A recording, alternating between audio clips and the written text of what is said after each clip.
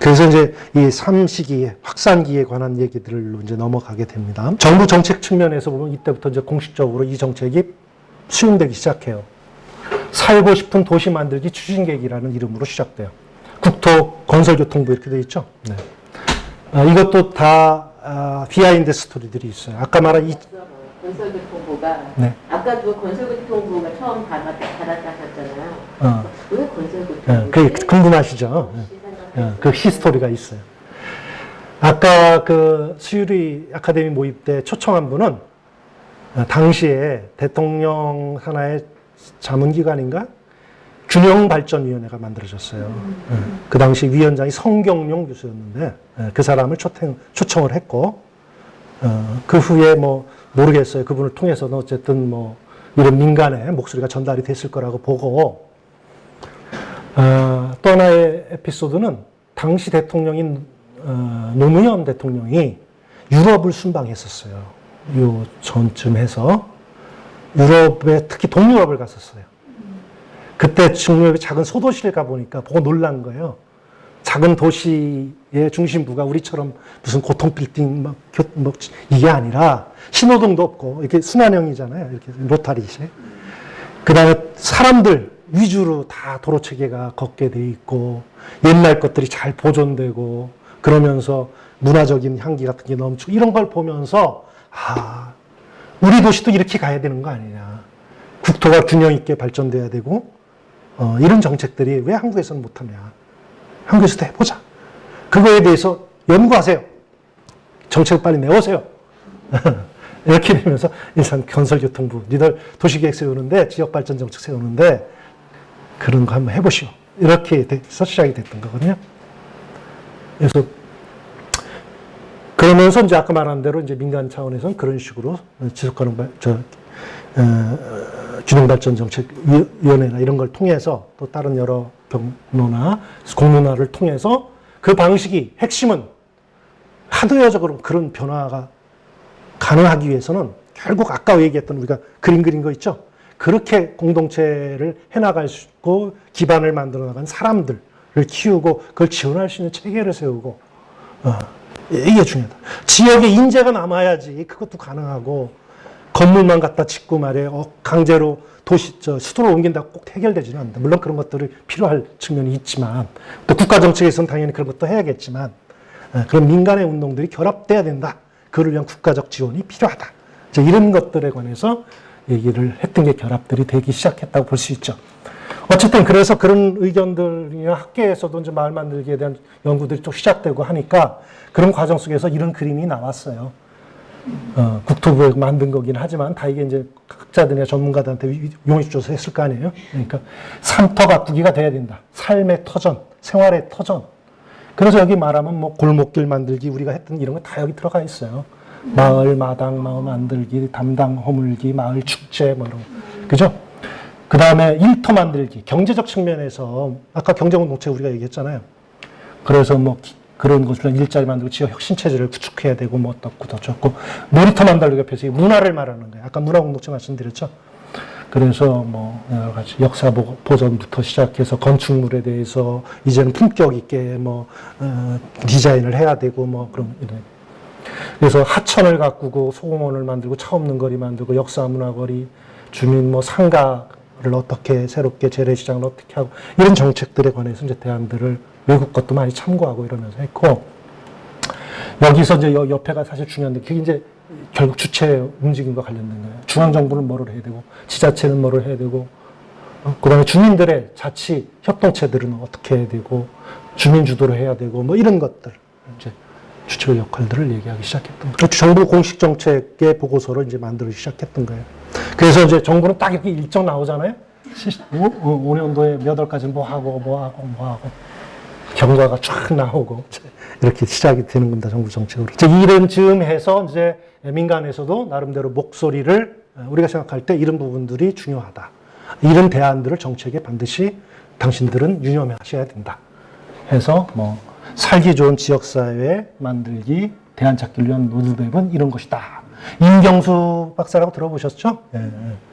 그분은 이제 퍼머컬처라고 그래갖고 저 호주에 가서 뉴질랜드인가요? 거기 가서 공부하시고 오셨는데 특히 농촌 지역에서의 대안적 농촌 살리기와 관련돼서 여러분 완주 커뮤니티 비즈니스 센터는 아시죠?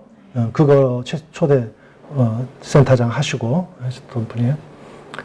그 다음에 YMCA에서는 이제 살고 싶은 지역 만들기 전국 네트워크 무엇을 하고자 하는가?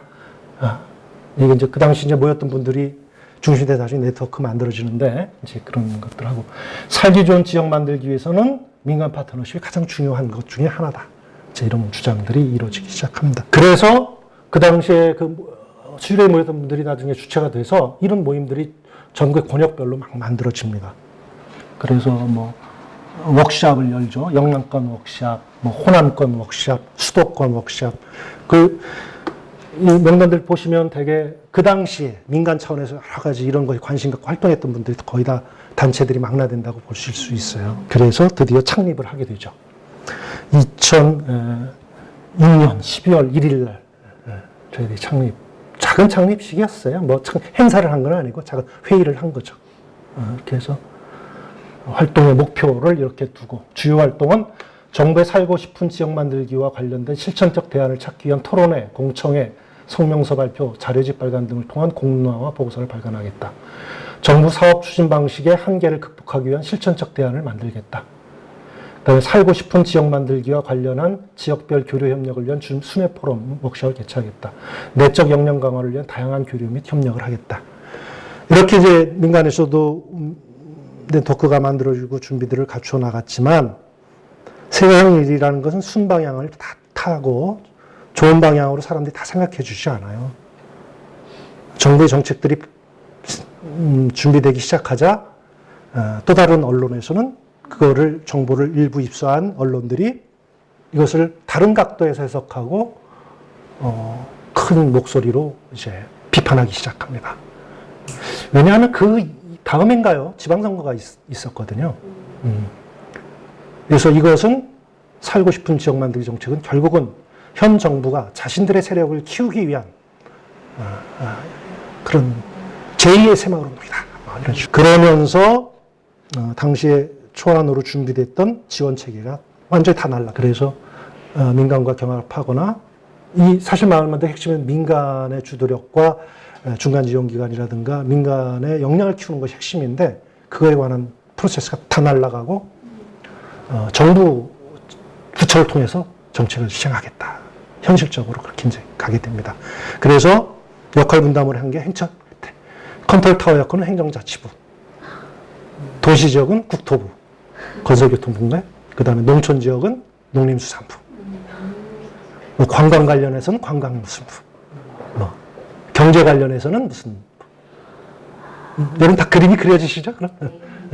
왜 그렇게 정책이 들어가는가? 그런 역사가 있었던 겁니다. 그래서 만들어졌던 이른바 참여정부 시절에 이 살기 좋은 지역 만들기, 그게 이름도 좀, 정책 이름도 바꿔가지만 굉장히 사실은 큰 규모의 정책 사업으로 시작이 됐어요. 그리고 행정자치부 컨트롤타워 역할을 하라니까 행정부가 근데 사실 지방자치단체를 겨누리고 있으니까 어느 정도 지방에 대한 영향들은 있지만 행정부서, 부처 간의 컨트롤하기는 좀 어려운 측면이 있어요. 그래서 그렇게 뜻대로 되지 않았을 거고요. 않았고, 다 각계 약진하는 거죠. 자기 사업들. 돈 많은 데서는 큰 사업들 하죠. 몇백억씩 투자해서 사업도 하고 막 그렇죠. 행정자치부는 이제 저희가 해야 될 게 지방자치단체들 그거 잘하도록 하는 거 하고, 아까 말한 그 민간에서 얘기했던 역량 키우기 위한 작은 사업들 같은 게 필요하잖아요. 교육이. 이런 거 조금씩 이제 뭐 해보려고 하는 거겠죠. 그러다가 나온 게 마을기업 뭐 이런 거 만들겠다고. 근데 마을기업도 나중에 경쟁적으로 와요. 그게 원래 커뮤니티 비즈니스 일본에서 도입된 거잖아요. 부처 간의 경쟁이 붙으니까 그 당시에 재경부인가요? 기획 예산 여기 쪽에서는 말 그대로 커뮤니티 비즈니스 사업을 딱 벌려요. 행정자치부 무슨 소리냐? 그거는 우리가 해야 될 사업인데 왜 니들이 하고 있느냐? 우리는 농촌 지역과 관련해서 그럼 마을기업 그걸 해석해갖고 마을기업을 육성하겠다. 또 저 노동부인가요? 이쪽에서는 그 일자리하고 뭐 관계된 뭘 하겠다. 이렇게 양상이 벌어져요. 그러면 행정의 속성상 실적 경쟁이 벌어지고 그런 마을 기업의 또는 커뮤니티 비즈니스의 핵심들이 살려지는 게 아니라 외형적인 부분들로 가잖아요. 그 후에 여러 가지 폐해들 뭐 얘기하셨던 이런 문제들이 이제 그런 배경들을 갖고 있습니다. 그 당시에 우리가 2000년대 초반에 다 이런 얘기들을 했던 건데요. 행복한 마을 만들기를 위해서는 이 3요소가 필요하다. 공간의 질, 삶의 질, 그리고 이웃 관계다. 마을 만들기는 어느 한 부분으로 해결되지 않는다. 특히나 공간을 중심으로 한 이런 마을 만들기라 사람들이 쉽게 이해하거나 쉽게 정책화하고 또 이렇게 표현되는데 사실은 마을 만들기 핵심은 거기에 있지만은 않다. 오히려 사람들의 그 과정을 통해서 삶의 질을 높일 수 있는 소프트웨어적인 측면, 더 나가서가 아니라 오히려 더 핵심적으로는 이웃관계의 회복이다. 공동체 정신이고 그것을 위한 민간의 주체 역량을 키우는 것이다. 그걸 지원할 수 있는 시스템과 제도를 짜는 거다.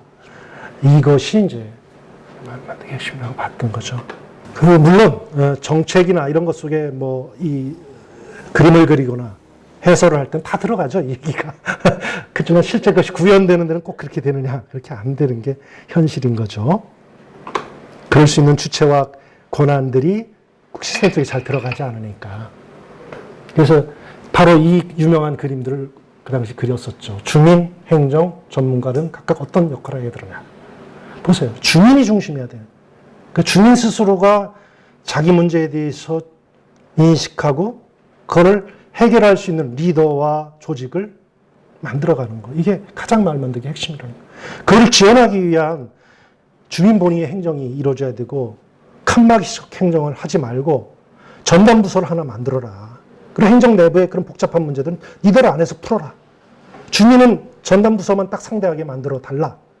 이런 것을 얘기를 했던 거예요. 물론 그 후에 이런 것이 부분적으로 받아들여지면서 뭐 마을 만들고 관이 만들어지고 하지만 더 나가서 이제 중간 지원 조직도 만들어지고 하지만 거기에 합당한 행정 내부의 조율과 권한과 행정 내부의 협치 이런 게 잘 안 되죠. 어려운 일이긴 하죠. 네. 전문가, 특히 시민단체들 이제는 바꿔야 된다. 당신들이 주도해서 의제를 만들고 전문가를 통해서 애드보커시를 하고 공론화하고 하는 것만이 능사가 아니라 주민을 중심으로 주민의 역량을 키우는데 기여하는 역할을 해야 된다. 행정을 한편으로는 파트너로 삼고 같이 협력해서 필요한 전문적 기술과 역할들을 하고 해야 된다. 이제 새로운 그림을 그리기 시작을 했던 거죠. 이 팜플렛은 제가 그 당시에 교육자료로 만들려고 했던 건데, 유럽을 제가 좀 여행을 하게 됩니다. 그 2004년경으로 기억이 되는데, 영국하고 프랑스하고 덴마크 쪽, 룩셈부르크 쪽하고 독일하고, 이제 독일에 갔을 때, 한 작은 도시에 갔어요. 작은 도시는 아니죠. 그러니까 우리로 치면은 공업도시였다가 쇠락한 곳이에요. 예를 들어 서울시의 구로공단 비슷한 그런 느낌의 지역이었어요. 네. 도르트문트라고 들어보셨죠? 도르트문트의 북부 지역. 노르드슈타트가 이게 그 북부 지역인데 거기를 방문했었어요. 거기 갔던 이유는 사실은 맨 처음에는 그 지역의 민간 이런 시민운동 내지는 문화예술 하시는 분들이 만들어서 운영하고 있는 커뮤니티 센터를 구경해 보러 갔어요. 작은 건물에 민간이 자발적으로 1층 우리 보면 카페 만들고 2층에 기타 치고 공연하고 이런 데들이에요. 재활용 운동하고 우리로 치면 이제 이런 것들을 하는 데를 방문했다가 그 커뮤니티 센터에 우연히 방문했던 준 공무원을 하나 만났어요. 네, 준 공무원. 그러니까 지금 우리로 치면 바로 마을지원센터 같은 역할을 하시는 분들이었어요. 네. 도시 재생 지역의 현장 사무소죠. 우리도 지금 많이 하고 있잖아요. 그런데 고용되어 있던 전문가들이었어요. 그래서 그분들하고 약속이 맺어져서 거기를 다음 날은 방문을 했어요. 가보니까 일하시는 분들이 조금 놀랬던 게 뭐냐면 도시계획 전문가도 물론 한 분 계셨지만 다른 분들은 심리학을 전공하신 상담이라든가 주민들과 협력하거나 이런 쪽을 하시는 분. 그 다음에 사회복지 쪽 하시는 분들, 그 다음에 뭐 하여튼 그런 분들로 구성이 돼 있었어요. 다 전문가들이시죠. 그래서 그분들이 하는 일을 여쭤보니까 그런 거예요. 마을에 나가서 주민들을 만나서 상담도 하고, 쉽게 말하면 우리로 말하면 조직하는 거예요. 뭐 동네 이웃 포럼, 뭐 차 마시는 모임, 그 다음에 지역 불량 청소년들 같이 어울려 놀다가 걔들 상담도 해주고 직업도 연결해주고, 그 다음에 동네 이제 개선을 해줘. 그러니까 이 프로그램은 이제 이른바 어반투라고 그래갖고 유럽 연합 정부가 반 지원을 하고 도르트문트 시 당국이 반 지원해서 그 펀드를 가지고 운영하는 그런 지역. 이 쇠락해가는 지역의 제 도시 재생을 위해서 뭐를 중심으로 보고 있는가가 이분들의 구성이나 활동에서 딱 드러나는 거예요. 아, 이거다. 정부가 균형 발전 정책 지금 한다고 하는데 한국도 이렇게 해야 된다. 그 방식 많이 배웠죠. 원어는 잘 안 통했지만 다 느낌으로 이해가 됐죠. 그래서 당시 제가 이제 하고 주로 했던 일은 이런 거였어요. 전국 주민자치 박람회 이런 거 많이 했었는데 2001년도에 처음 시작을 해서 주민자치센터에서 여러분도 지금 뭐 잘 아시겠지만 주민자치위원분들, 동네 유지분들 이런 분들이 이제 어쨌든 주민자치위원회라는 게 새로 만들어지고 조직이 되면서 여러 가지 활동들을 하시는데 기왕이면 어떤 방향으로 활동을 해야 되는지를 서로 벤치마킹 하시고 할 수 있는 정책 행사를 만들어 보자. 그래서 외국 사례도 좀 소개해보고 여기에 자치위원뿐만이 아니라 행정공무원들, 민간에 활동하는 활동가들 이런 데 한자리 모여서 토론회 세미나도 하고 전시회도 하고 또 으쌰으쌰 대회도 하고 정부 정책 반영하기 위한 뭐도 하고 이런 걸 해보자 해서 시작을 했던 겁니다. 그래서 전국의 지자체하고 매년 조인을 맺어가면서 1회는 성남에서 2회는 청주에서 뭐 3회는 어디 가서 시흥에서 2004년도 대회는 제주시하고 했는데 아까 제주시 그 대회 당시에 그 유럽의 사례를 소개시켰어요. 불렀어요. 그 사람들 아예. 불러갖고 거기서 국제 세미나를 열었어요. 그분들하고 정부의 균형발전위원회 국장님들 부르고 한 자리에 모아서 이렇게 하는 거다. 이런 거. 그 다음에 일본에서 초청한 분 데리고 이제 일본에서 어떤 식으로 하느냐. 뭐, 프랑스에서도 한 분 모셨는데, 그 프랑스에 방문했던 건 우리로 치면 지금 주민자치회인데 그냥 주민자치회가 아니라 아예 동사무소를 운영하는 주민자치회. 네. 한 6만 명 정도 규모의 도시, 지역, 구역이죠. 파리시 외곽 지역에. 그러니까 우리로 치면 동 정도 규모인데, 동보다 좀 큰 규모죠. 거기에, 쉽게 말하면 주민자치위원장이, 고등학교 교사 출신이신데, 우리로 치면 거기는 이제 고등학교의 철학 선생님이신데, 대학교 교수 같은 느낌이에요. 아주 그분 초청해서 놀랐던 것 중에는 우리 또 이 행사하면서 뭐 대표문이 뭐 이런 거 할 거 없이 다 일하고 그러잖아요. 아, 그분이 지나가다가 호텔 로비에서 우리가 그 행사를 준비하고 있었는데 같이 팔 붙고 양복 벗고 와서 일하고 그러더라고. 아, 그런 거야. 이런 거다. 동네 리더라는 건 이런 거다. 일단 그런 분을 만났었기 때문에 그렇게 운영들 하고 있었어요. 그 센터가. 이제 그런 그 사례를 소개하려고 모시고 왔었죠. 하여튼 이런 것들이 마을 만들기의 영역을 이렇게 조금 더 크게 확장하고 정책에도 결합시키고 동네에서 주민자치도 바로 그런 거다. 이제 우리가 그런 걸 해야 된다. 마을 만들기 같은 걸 해야 된다. 자, 이렇게 해서 나왔던 사례들이 초창기 사례인데 이거는 농촌 지역에서 이제 이런 것들을 했죠. 여러분 이제 지금도 주민자치회의 모델이랄까 이런 거 할 때 지금 관련된 전문가들이나 행정 공무원들이나 많이 가는 데가 충남 옥천군의 안남면이에요. 이게 초창기 주민자치센터 박람회 사례 중에서 좋은 사례로 뽑혔던 것 중에 하나예요. 2003, 4, 5년, 그때 2005년도경인가.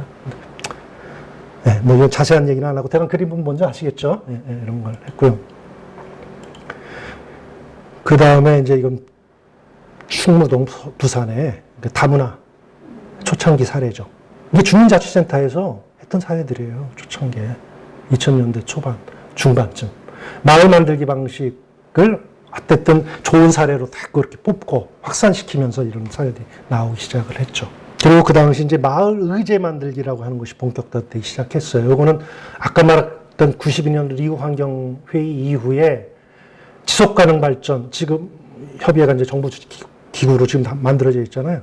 그 운동이 각 지방자치단체에서 다 벌어지면서 2000년대 들어오면서 이제 그것을 지역의제를 넘어서 마을의제까지 가자 해서 이런 것들을 시작을 했고, 대표적인 게 이제 가자 이동 같은 경우가 이제 주민자치센터 중에서도 대표적으로 이런 활동을 잘 한 데 중에요. 이 마을의제를 통해서 마을 계획을 세웠고 5년 계획을 세워요, 여기는. 그리고 그걸 벌써 3번째 업그레이드를 했을 거예요. 이때 시작을 해갖고 여기 당시에 주민자치위원장으로 나중에 활동하시던 분이 물론 활동가 주시고 그 개인적으로는 그 예전에 노동운동도 하셨던 여자분이신데 이분이 지금 인천 마을 만들기 센터장도 하시죠. 예, 이렇게 다 역사들이 있었습니다. 그래서 주민들이 직접 참여해서 이런 의제와 실천, 이게 주민자치위원들이 한 거예요. 그것도 지금부터 한 15년 전에. 예. 이렇게 해서 실천계획까지 다 나중에 만들어서 활동에 옮기게 되죠. 이 사례는 저 순천에 있는 덕연동이라는 곳의 사례인데, 이 그림에서 보여주고 있듯이 보세요. 요게 30년 전 동네 사진, 20년 전 동네 사진, 최근의 동네 사진. 그 당시, 지금으로 치면 한 15년 전 얘기겠죠. 이렇게 농촌 마을이던 동이 아파트가 들어서고 도시지역에서 거주자들이 이쪽으로 젊은 세대들이 몰려오면서 이 지역 안에 오랫동안 살아왔던 나이 드신 세대와 새로 들어온 젊은 세대 간의 갈등의 문제라든가 이런 문제들이 그 주민자치센터 자치위원회에서는 고민거리였죠. 그 당시 주민자치위원장을 하시던 분들이 그 지역의 대학교 체육학과 교수시기도 하고 또 자원봉사 운동을 열심히 하시던 분이었거든요. 그분이 중심이 돼서 이런 걸 했어요. 마을지도 그리기를 아이들 데리고 하고, 그래서 아이들이 만든 마을지도를 통해서 이렇게 해서 이제 그것이 이건 첫 시리즈인데 그 연년이 계속하면서 이제 아이들이 직접 그 동네에 사는 어르신들, 애들은 물론 아파트에 사는 애들이겠죠. 애들이 어르신들 쫓아다니면서 이 마을의 유래는 어떻고요, 요 마을 앞에 있는 개울물에서는 어떻게 놀았고요, 이런 거 다 취재하고 인터뷰하고 그걸 책 자료로 만들고, 지금은 이제 뭐 정부 교육청 정책 속에서 다 그 마을학교 그거 하죠. 이제 책자 나오고 이걸 이 당시 시작을 했어요. 그다음에 나중에 이제 주민들과 같이 마을 들어오는 진입로, 나이 드신 어르신들 같이 참여하고 아파트 주민도 참여해서 담장 꾸미기, 벽화 꾸미기 이런 활동들 하시고, 뭐 이런 게 마을 만들기고 자원봉사고 주민자치고 이렇게 통합된. 이거는 이제 사회적 경제와 결합하는 사례죠. 2008년도에 부산의 송정동. 제가 가봤을 때 해운대 화려한 불빛을 넘어서서 고개 하나를 넘어가니까 송정동 해수욕장이 나오더라고요. 송정리 해수욕장. 같은 부산이지만 거기는 농어촌이죠.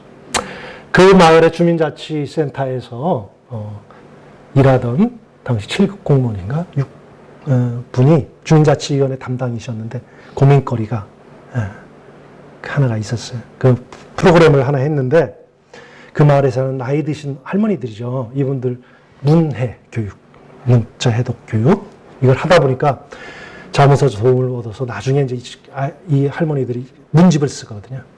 거기서 나온 얘기를 읽고 펑펑 울었어요.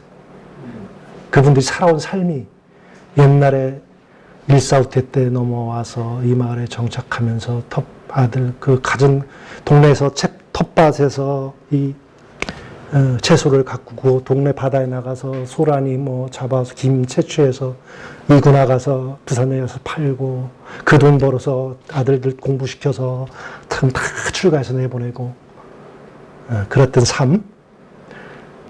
그런데 자기가 이 일을 맡기 전에 무슨 일을 했었느냐 하면 송정리 해수욕장에서 관광객들을 위해서 노점상들 쳐내는 거예요. 그분들이 그 할머니였던 거예요. 그래서 이제 대안에 대해서 고민하기 시작. 그래서 주민자치위원들하고 협의를 하면서 그 당시 한참 사회적 기업에 대해서 이제 시작되기 시작했거든요. 그러면서 막 퍼주는 반찬 가게를 만들자. 우리 동네에서 난 해산물. 기장미역 들어보셨죠? 거기가 나는 미역이 기장미역이에요. 우리 동네 텃밭에서 가꾼 채소를 가지고 맛있는 반찬을 만들어서 그러면 일자리도 생기죠. 일본은 지산지소, 우리는 로컬 푸드 운동도 되고, 주민자치도 되고, 사회적 경제도 되고. 그래서 뜻 있는 주민자치위원들 100만 원씩, 500만 원씩 투자하십시오. 주민자치위원 중에 한 분은 송정리 해수욕장의 가운데 핵심에 있는 관광호텔이 있어요. 근데 뭡니까? 거기는 해수욕장이 해운대에 다 밀려서 애들, 대학생들 이제 연피가 나와요. 그러다 보니까 이제 호텔이 쇠락하죠? 상점이 점포가 빈 점포가 되죠? 이걸 내놓으셨어요. 그래서 이분들을 위한 막축버주는 반찬가게 매점을 거기다 냈어요. 뒤편에는 이제 이분들 공장을 만들어 드리고. 이렇게 해서 이 막버주는 반찬가게가 탄생을 했고, 그 다음 해인가 가보니까 젊은이들이 북적거리더라고요, 직원으로. 그 중에 한 분하고 인터뷰를 했는데, 자기는 일본에서 경제 공부를 하고 왔다고 하더라고요. 아까 말한 커뮤니티 비즈니스를 공부하고 왔어요. 자기는 해운대에 살고 있었는데, 해운대구에서 마침 커뮤니티 비즈니스 사업을 하고 있고, 기왕이면 자기가 배운 걸 자기가 살아왔던 해운대구에서 한번 뜻을 펴보자 해서 들어와서 일을 하고 있더라고요. 그래서 이분들의 꿈은 도쿄에다가 지사를 내는 거예요. 그러니까 이 젊은이들이 이제 판매, 유통, 디자인 이쪽을 맡았거든요. 서울로 온라인 판매를 하고 막 네트워크망을 만들고 외국 지사를 만들겠다 뭐 그랬었어요. 지금은 요새는 안 봐서 어떤지 모르겠어요. 그래서 이 주민자치센터 박람회를 특히 2000년대 중반을 넘기면서는 이런 식으로 방향성들을 만들어 가고, 특히 그 과정에서 대표적인 이제 좋은 사례들을 마을 모범 사례들이 이런 유형으로 만들어지기 시작해요. 공공 디자인을 적용한 지역 어메니티 만들기 사례들, 그다음에 마을 비전을 제시하기 위해서 마을 의제를 만들고 도시계획과 연계하는 사례들, 그다음에 마을 경제를 활성화하기 위한 커뮤니티 비즈니스하고 일자리 창출하는 사례들, 그다음에 지역 역량을 강화하기 위해 자발적인 운영을 하고 그 자치력을 높이기 위한 여러 가지 교육사업 같은 것들. 그러면서 이제 주민자치회로 전환해 나가자라는 정책적 건의들을 이때부터 시작하게 되죠. 그래서 어쨌든 주민자치에 대한 정책들은 그 다음 정부인 이명박 정부 때 공식 정책화되기는 시작을 해요. 그게 너무 오랫동안 10년 동안 끌어서 문제였긴 하지만 그래서 주민자치를 중심으로 자원봉사, 평생학습, 협동경제, 커뮤니티 비즈니스 같은 걸 말하는 거예요. 마을 만들기가 이렇게 다 같이 유기적인 연관과 관련을 맺고 해야 된다. 이제 이런 거였고, 주민자치센터가 단순한 센터 공간에서의 활동이 아니라 지역사회로 시야를 넓히고, 위원회 중심의 활동이 아니라 일반 시민들이 참여하고 주체가 되는 운동으로 가야 되고, 자기 실현의 운동, 자기 실현의 프로그램이 아니라 센터 안에서 자기가 필요한 여러 가지 프로그램만 만족하는 게 아니라 지역의 의제를 발굴하고 같이 실천해 나가는 이런 운동을 가야 된다를 당시에 많이들 얘기하고 결의하고 제시하고 했었죠. 마을 만들기 대회가 시작돼요. 아까 이제 조금 전까지는 주민자치센터를 중심으로 했던 이제 그런 쪽이었고, 아까 조금 더 전으로 돌아와서 마을 만들기 네트워크 얘기하잖아요. 그것이 모태가 돼서 마을 만들기 전국대회를 해요. 그리고 아까 말했던 구자인 박사가 있었던 진안군에서 이 대회를 시작을 해요. 2007년에 제 1회 대회가 진안군에서. 그때 전국적으로 아름아름 연락들을 해서 한 1,500명 모였나요? 1,000명? 1,000명 정도 모였나? 그래서 그 작은 군내에 있는 체육관에서 뜻깊은 마을 만들기 전국대회가 시작이 됩니다. 그래서 이때 아마 2박 3일인가 1박 2일, 거의 1박 2일인가 일정으로 시작했어요. 그래서 다 그 당시에 으뜸 마을들을 거기 하고 있었기 때문에 다 동네 가서 숙박들 했어요. 외지에서 손님들이. 그래서 동네 불 켜놓고 같이 두런두런 얘기하고, 그 다음에 황토방 가서 뜨뜻하게 자고, 그렇게 했어요. 그게 세미나 가고, 일본에서 손님도 오셔갖고 같이 세미나도 하고, 그게 이제 시작이 됐고요. 이 마을 만들기 전국대회가 지금까지 이어지고 있습니다. 제1회 대회가 지난해에서. 그 당시만 해도 아직 도시 지역에서는 이런 대회를 주최할 만한 역량이 모인 데들이 없었고요. 농촌 지역도 마찬가지였고, 아까 말한 구자인 박사가 있는 진안이니까 전폭적으로 이제 이게 가능했던 거죠. 군이 또 지원하고 했기 때문에. 그래서 2회 대회는 약간 약식으로 했어요. 그 해에 주민자치센터 박람회를 속초에서 했거든요. 열린사회 심리학이 주관이 돼서. 그때 할 때 지방의제 20일과 함께 그 기간에 같이 그 당시 주민자치센터 주민자치 박람회 할 때 주제 중에 하나가 이 마을 만들기였거든요. 그 사례들을 중심으로 모아서 전국대회를 그 대회장은 아니고 또 다른 장소를 해서 거기서 했어요. 그 다음에 3회 대회는 이제 다시 진안으로 갈 수밖에 없었고, 진안에서 하겠다고 계속 했고, 그 다음에 4회까지, 3년간 연속으로 진안에서 해서, 이른바 마을 만들기 전국대회가 이제 자리는 잡혔던 거죠. 그런데 안타깝게도 그 다음에, 정부의 변화로 보면 이때가 이제 또 이명박 정부로 넘어가는 시기예요. 정부의 지원도 받을 게 어렵게 돼버렸고, 그러면서 몇 년 쉬게 되죠. 2010년, 11년, 2년을 쉬게 됩니다. 그리고 2012년도에 창원에서 부활하게 되죠. 도시지역에서 드디어. 그 당시 창원의 마을, 이 지방의제 20일 조직이 아주 열심히 해보겠다 해서 만들어졌습니다. 그 사이에 어떤 일이 있었냐면, 2010년부터 이제 대화 모임이 시작되는데요.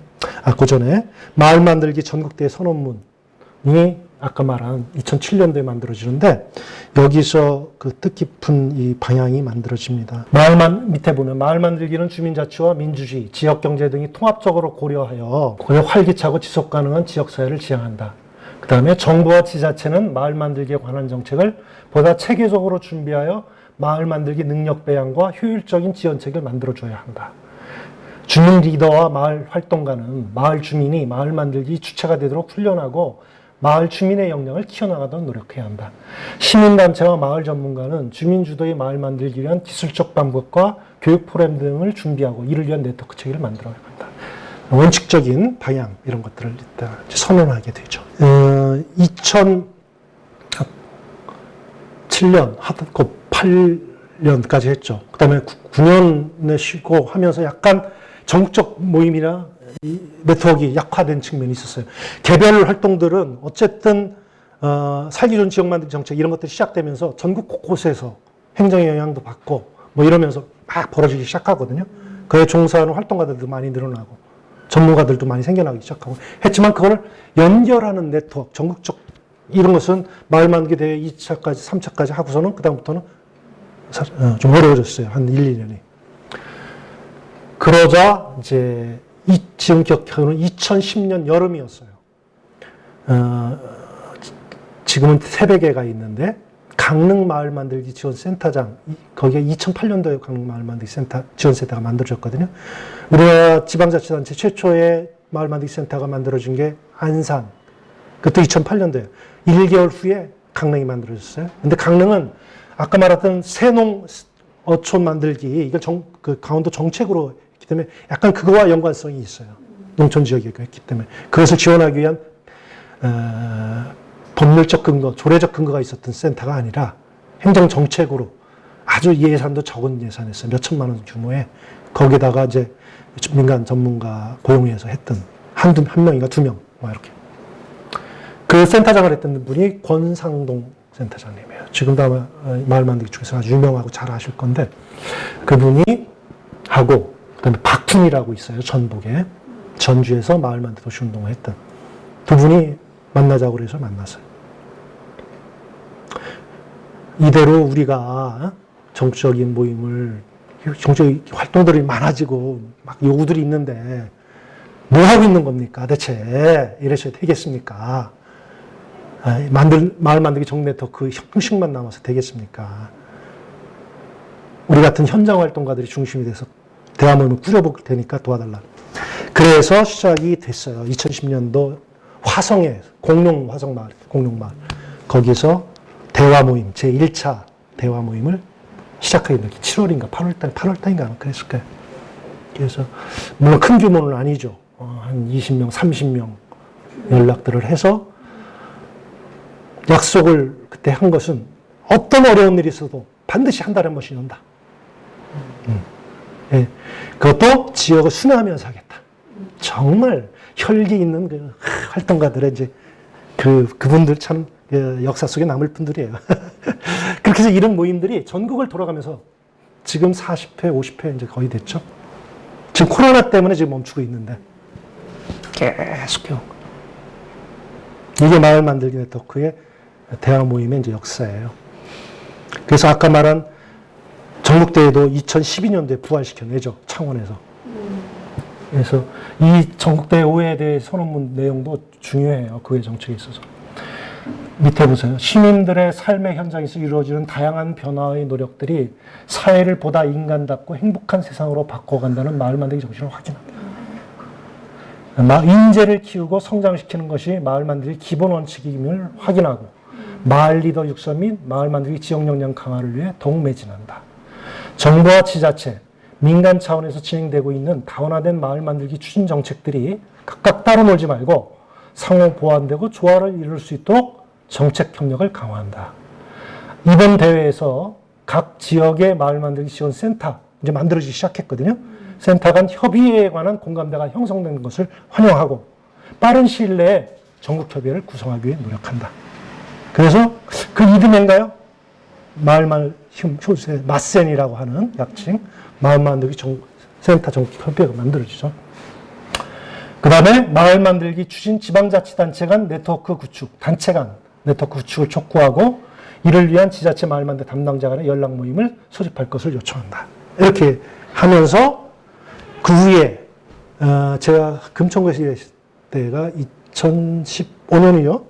15년도에 수원에서 전국대회를 했는데 이때 전국의 지자체 그 전해에 이제 지방자치단체장들 초청하려고 해서 노력들을 했는데 잘 안 됐어요. 몇 분 안 오셨어요. 그 다음에는 수원에서 염통시장이 적성을 갖고 있으니까 더군다나 금천의 차성구 구청장도 적성이 있고 해갖고 많은 분들이 모이셨어요. 그래서 거기서 정부 협의회를 만들었죠. 마을 만들기. 그 전에 센터 협의회가 만들어졌고. 선언문은 그냥 선언하라고 만든 게 아니에요. 실천해야 되는 거거든요. 이게 이제 센터, 당시에 센터 현황이에요. 아까 말했죠. 강릉시하고, 안산시가 2008년도에 사실 민간 위탁 방식으로 안산시를 만들어준 가장 모델 케이스였죠. 안산시 센터가 민간 위탁으로 만들어진 배경도 시화호 문제를 둘러싼 지방의제 안산 쪽에 YMC나 여러 가지 단체 조직들이 연대 조직들이 움직였었거든요. 그래서 그 연장선에서 지속가능 발전, 그 다음에 지역의 마을 만들기 체계적 안산도시, 신도시 중심으로 새로 만들어진 도시잖아요. 도시 문제 해결. 이걸 위해서 이제 중간지원센터, 민간 전문가가 운영하는 이게 필요하다는 걸 강하게 어필했고 당시 시장이 그걸 받았거든요. 그래서 민간 위탁 방식으로 하는데 위탁 조건이 무슨 협의회에 줄 수가 없거든요. 그래서 대표단체인 YMC가 법적 자격이 있었기 때문에 YMC가 위탁받는 걸로 하고 같이 구성을 하니까. 그런 사례예요. 굉장히 의미 있는 거예요. 안산시 센터는. 또 활동도 잘했고 그 위에 모델이나 지금도 그렇고. 안산이 지금도 안산 마을 만들기를 중심으로 한 역량을 가지고 주민자치로까지 발전을 아주 잘하고 있거든요. 모델은. 그 다음에 이제 수원 염탕시장 들어서는 마을 르네상스 센터. 이게 대표적인 것이고 서울시에는 성북구 센터가 민간 그런 위탁 방식으로 진행이 됐죠. 그 다음이 이제 박원순 정부 이 2011년도 하반기에 보궐선거로 서울시장이 당선되면서 마을들 만들기 정책을 마을 공동체 정책 많이 참고했던 것은 성미산 사례 이렇게 하면서 이제 마을 공동체 정책이 서울시 정책으로 채택되기 시작한 거죠. 서울시 정책 아마 제가 기억하는 거는 당선되는 날, 박원순 보궐선거로 당선되는 날 그 당일날 이제 확정이 어느 정도 된 걸로 이제 굳어졌을 때 발표는 안 났지만 참모한테 지시를 했다고 하더라고요. 마을 만들기 정책, 마을 공동체 정책을 이제 하려면 결국 민간의 주체들이 중요하니까 지체하지 말고 미리미리 서울 지역에서 활동하는 마을 활동가들과 논의를 하셔서 정책을 준비해 주십시오. 뭐 성미산 분들부터 시작을 해갖고 전체 서울 지역에 활동하는 활동가들한테 사발통문이 돌기 시작을 했죠. 그래서 지금도 기억하는 게 첫 모임이 저기였을 거예요. 마포구청 강당, 성북구청 강당이었던가. 하여튼 뭐 두 군데 다 했으니까 그렇게 이제 몇 차례 서울 지역에 뭐 마을 활동을 하든 뭐 자치 활동을 하든 뭐 관련된 이런 쪽에서 일했던 한 4, 50명씩이 이제 모여서 집중 토론들을 하기 시작한 거죠. 어떻게 해야 되냐. 그 후에 이제 박원순 시장을 비롯한 시의 주요 정책 참모진들 또 행정 책임자들, 예를 들면 나중에 이제 이 정책을 맡을 국장들 뭐 이런 사람들하고 양쪽 테이블이 만들기 시작해요. 그쪽에서 쭉 앉고 민간 쪽에서 쭉 앉고 그거를 정기적으로 했어요. 민간에서는 이렇게 준비를 하고 이런 정책들을 대안으로 제시합니다. 박원순 시장이 꼼꼼히 받아서 그 사람 속성이 그 습관이 그렇잖아요. 그래가지고 다 일일이 자기 생각도 얘기하고 뭐 참모 행정 책임자들한테 물어보고 뭐 이렇게 해서 그걸 정책으로 다 연결시켰어요. 그래서 그때 뭐 여러 가지 이건 그 서울연구원에서 이제 그 서울연구원 이 정책연구도 5개년 계획을 만드는데 뭐 저도 참여를 간접적으로 했지만 민간 활동하는 사람들하고 같이 연구들을 했죠.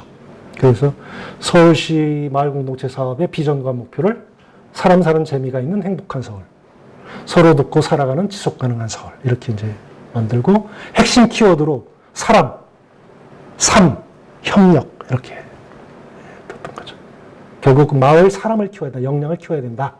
그다음에 마을살이, 마을에서 살아가는 삶의 사이클과 그 어떤 문화와 프로그램과 이런 것을 정착시켜야 된다.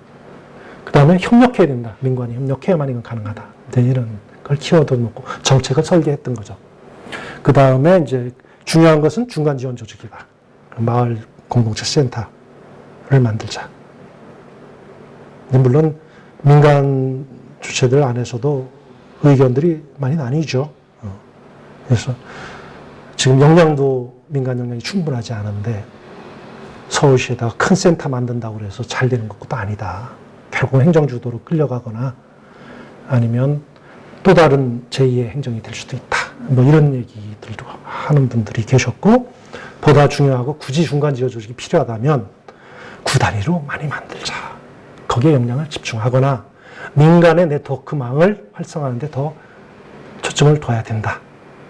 물론 전주 후자 쪽의 입장이었지만 어쨌든 이런 좋은 의견들을 다양하게 복합해서 서울 공동체, 마을 공동체 종합지원센터가 만들어졌고 또 성민사회에서 역할을 많이 하시던 분들이 거기에서 또 중요한 역할을 더 많이 하시게 됐고 저도 서울마을센터 초창기에 같이 참여를 해서 했었고요.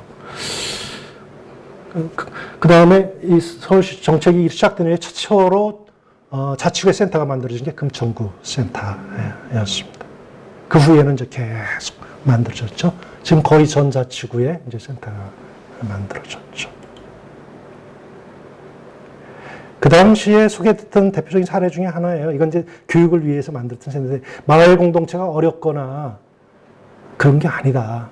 바로 이런 거다. 아파트에 사는 아이가 이사 와서 크레파스로 그림을 그쳐서 붙였죠. 엘리베이터에.